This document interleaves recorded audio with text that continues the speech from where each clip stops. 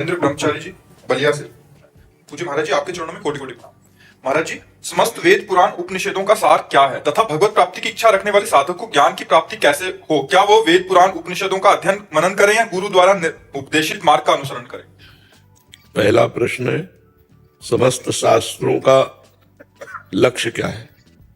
समस्त शास्त्रों का लक्ष्य है देहाभिमान का नाश करके ब्रह्म तत्व में स्थित हो जाना। ब्रह्म तत्व क्या है? अपनी आत्मा, अपने आत्म स्वरूप में स्थित हो जाना। स्थूल शरीर, सूक्ष्म शरीर, कारण शरीर, तीनों शरीरों के राग का त्यागी ही आत्म स्वरूप में स्थित हो सकता है। जो तीनों शरीरों का देहाभिमानी जीव है, त्रिगुण माया में भ्रमित होता है, स्वरूप में नहीं। स्वरूप ही वेद शास्त्र उपनिषद में लक्ष्य है, आत्मस्वरूप। उसे ही कहा गया है ब्रह्म। भक्तजन कहते हैं भगवान, योगी जन कहते हैं परमात्मा। अब उसकी ज्ञान प्राप्ति का उपाय बिना सदगुरुदेव की नहीं। नायम आत्मा प्रवचनेन लभ्या न मेधया न बहुना श्रुतेन। आत्मबोध प्रवचन सुनने से नहीं हो जाता। आत्मबोध बहुत बुद्धिमान को नहीं हो जाता। आत्मबोध प्रवचन करने वाले को नहीं होता। आत्मबोध उसी को होता है जो करुणा में गुरुदेव अपनी कृपा दृष्टि से जिसे देख ले। तो गुरु कृपा ही केवलम, मोक्ष मूलम गुरु कृपा, ध्यान मूलम गुरु मूर्ति, पूजा मूलम गुरु पदम, मंत्र मूलम गुरु वाक्यम, मोक्ष मूलम गुरु कृपा। केवल बुद्धि से काम नहीं चलता, क्योंकि बुद्धि प्रकृति जन्य है। जब गुरुदेव कृपा करते हैं तो हमारी बुद्धि ब्रह्म में निष्ठा युक्त हो जाती है। ब्रह्मनिष्ठ ही आत्मबोध को प्राप्त होता है। तो गुरु कृपा के बिना चाहे शिव विरंचि सम होई, गुरु बिन भव निधि तरह न कोई। ऐसा कभी भ्रम न पाल ले कि हम उपनिषद पढ़कर तत्वज्ञानी हो जाएंगे या वेद पुराण पढ़ करके हम विद्वान होकर भगवत तत्व के ज्ञाता हो जाएंगे। इसमें अहंकार बना रहेगा, और गुरु के चरणों की धूल जब माथे पर रखते हैं तो अहंकार नष्ट हो जाता है, तभी तत्वबोध होता है। रहुगणित तत्तपसा न याति न चेज्जया न निरपराध गृहाद्वा न छंदसा नैव जलाग्नि सूर्यो बिना महत्पाद रजोभिषेकम। रहुगण को उपदेश देते हुए जड़ भरत जी महाराज कहते हैं, रहुगण, ये सूर्य चंद्र अग्नि वायु की उपासना से तत्वबोध नहीं होता। ये गृहस्थ धर्म के पालन से भी नहीं होता। ये वेदों के स्वाध्याय न छंदसा, ये वेदों के स्वाध्याय से भी नहीं होता। कैसे होता है? बोले जो ब्रह्मबोध महापुरुष है उनकी चरण रज का सेवन करने से।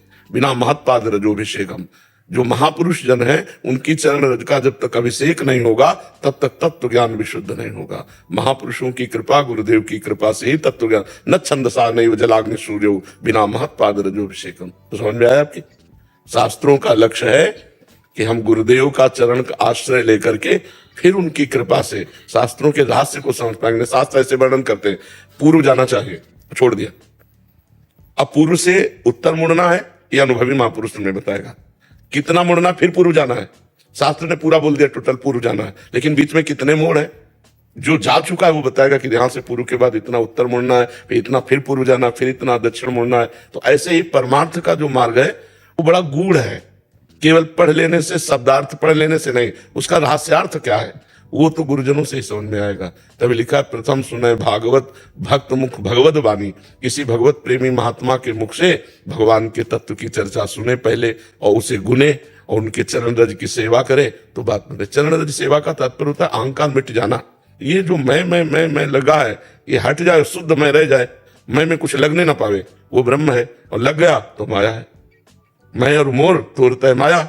मैं में कुछ लग गया, जैसे मैं विद्वान में, धनवान में, कुलवान में, तपस्वी में, भगत में, ज्ञानी, वो माया। और जिस मैं में कुछ नहीं लगा, शुद्ध में, तत्वमसि, वो ब्रह्म में है। महाराज जी, ऐसे सदगुरुदेव इस नश्वर शरीर से संसार में न हो तो क्या उनके उपदेशित मार्ग का ही अनुसरण करके? हाँ, उनकी भावना पहले करे। जैसे हम साधन मार्ग में चल रहे हैं तो पहले ध्यान मूलम गुरु मूर्ति, अपने गुरुदेव का ध्यान करे और उनके वचनानुसार, उनकी आज्ञानुसार। तो गुरुदेव को प्रधान रख करके यदि हम चलें और शास्त्र स्वाध्याय करें तो सब शास्त्र गुरुदेव की वाणी है। क्योंकि गुरुदेव भगवान, भगवान गुरुदेव।